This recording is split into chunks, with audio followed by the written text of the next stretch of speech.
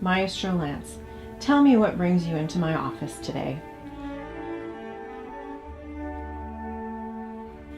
Well, Doctor, it all started with this music going through my head. It just wouldn't stop. It kept playing over and over again. I finally realized it wouldn't end because it was the unfinished symphony of Schubert. He wrote 2 movements, didn't write any more, never finished the symphony, lived several years and had this huge composer's block about this piece and just couldn't finish it. Nobody knows why.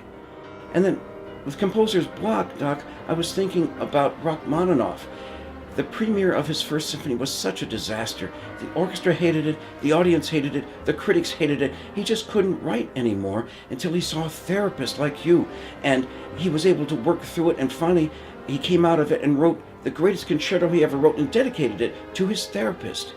And then I thought of composers who didn't have composer's block, and Philip Glass, a living American, came to mind. He's written, 15 operas and 11 symphonies, and the notes just pour out of him. And I thought of his Prelude to Akhenaten, which just has note after note after note. Someone who never had any problem with composer's block. And I realized what we ought to do.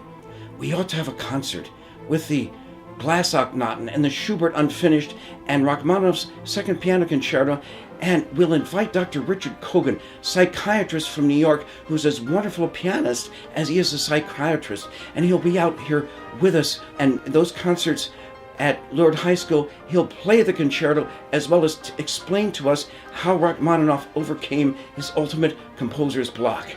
That will solve the concert, and I think, Doc, you've solved my problem too.